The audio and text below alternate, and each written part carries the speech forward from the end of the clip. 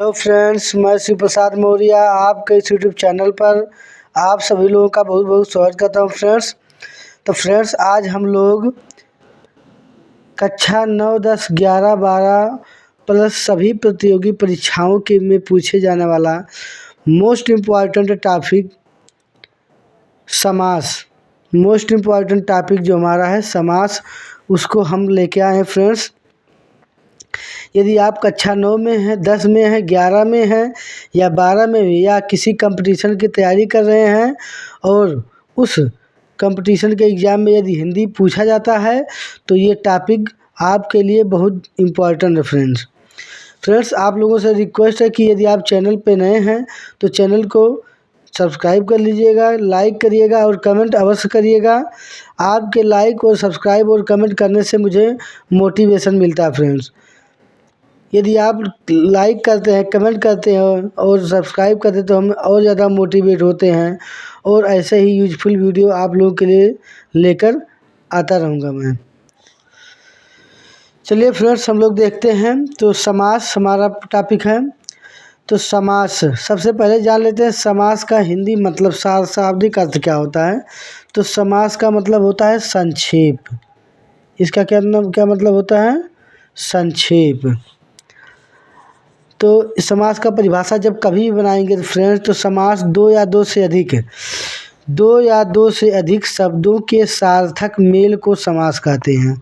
यानी जब दो या दो से अधिक शब्द मिलेंगे और सार्थक मतलब उनका कोई अर्थ हो, ये नहीं कि चाहे जो ले लिया है।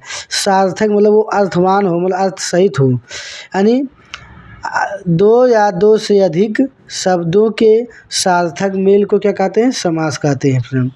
और समास के कितने भेद होते हैं? समास के कुल 6 भेद होते हैं।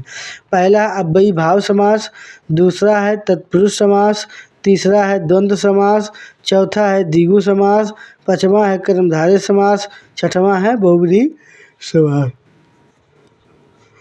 अब हम एक एक करके फ्रेंड्स इसके बारे में हम पढ़ेंगे। आज हम लोग केवल 3 समास के बारे में पढ़ेंगे, यानी अव्ययी भाव और तत्पुरुष और द्वंद्व। और इसका दूसरा भाग हम लोग कल के वीडियो में देखेंगे। तो यदि आप चैनल पर नए हैं, चैनल को सब्सक्राइब कर लीजिएगा ताकि मैं कल जो वीडियो डालूं उसका नोटिफिकेशन आपके पास तुरंत पहुंच जाए। तो चलिए फ्रेंड्स, सबसे पहले हम अव्ययी भाव समास समझते हैं। ये क्या होता है? तो अव्ययी भाव समास क्या होता है? ऐसा समास जिसका पूर्व पद प्रधान हो, यानी पहला पद क्या हो? प्रधान हो और वह अव्यय हो। और क्या हो? अव्यय हो, उसे अव्ययी भाव समास कहते हैं। जैसे आजन्म मतलब जन्म से,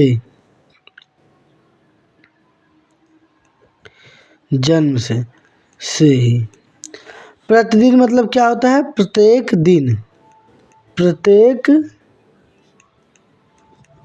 दिन। यथासंभव, यानी कहने का मतलब ये है फ्रेंड्स कि यदि आप देखो, यहाँ से ट्रिक अपना सकते हो कि यदि हिंदी शब्द के शुरुआत में एक उपसर्ग लगा है फ्रेंड्स, यदि उपसर्ग लगा है, तो जान जाइए आप वो अव्ययी भाव समास है। आप देख सकते हैं जितना उदाहरण अव्ययी भाव समास का होगा उसमें उपसर्ग अवश्य लगा होगा। जैसे इसमें यथासंभव में यथा उपसर्ग लगा है, प्रतिदिन में प्रति उपसर्ग लगा है, आजन्म में मतलब आ उपसर्ग लगा है। तो आप अगर ट्रिक बनाना चाहें तो ये ट्रिक लगा सकते हैं कि जितने उपसर्ग वाले शब्द रहेंगे सब अव्ययी भाव के समास में आएंगे। अब हम लोग देखते हैं फ्रेंड्स, अगला समास है तत्पुरुष समास। तत्पुरुष समास क्या होता है फ्रेंड्स? ऐसा समास जिसका उत्तर पद प्रधान हो तथा पूर्व पद गौण हो, यानी पूर्व पद यानी पहला पद गौण हो, मतलब नगण्य हो और उसका कोई वैल्यू ना हो, और जो उत्तर पद हो वो मेन हो, मुख्य हो या प्रधान हो। तो ऐसे समास को तत्पुरुष समास कहते हैं। और एक बात और, इस मतलब प्रकार के समास का जब समास विग्रह करेंगे तो किसी कारक चिन्ह का लोप होगा, और उसे तत्पुरुष समास का समास विग्रह करने पर किसी कारक चिन्ह का लोप हो तो उसे हम क्या कहेंगे?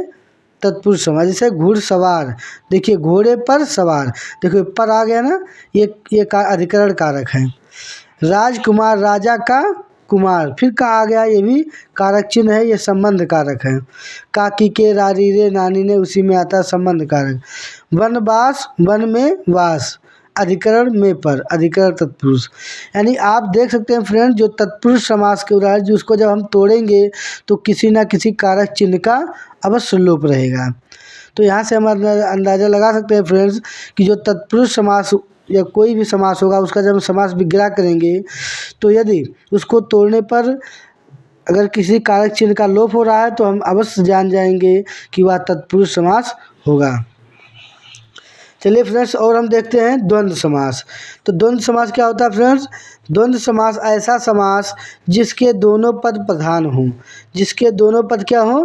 प्रधान हों, दोनों पद एक दूसरे के उल्टे हों, यानी पहला पद दूसरे का उल्टा होना चाहिए, तथा समास विग्रह करने पर और आए, यानी और जब इसको समास विग्रह करेंगे तोड़ेंगे तो उसमें और निकलेगा, तो ऐसे समास को हम क्या कहेंगे फ्रेंड? द्वंद्व समास।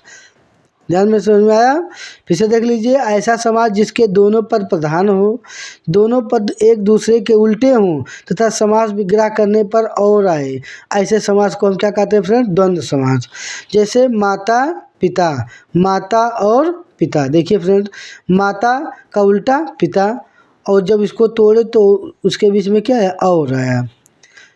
अन्न जल, अन्न और जल, अन्न का उल्टा जल, रात का उल्टा दिन, तो रात और दिन। चलिए फ्रेंड्स, ऐसे यूजफुल वीडियो पाने के लिए आप चैनल पर नए हो तो चैनल को सब्सक्राइब कर लीजिए, लाइक करिए और कमेंट करना ना भूलें। धन्यवाद। इस वीडियो का सेकंड पार्ट, जिसको हम लोग जो छूटा है समास, उसको हम सेकंड पार्ट कल के वीडियो में देखेंगे। धन्यवाद।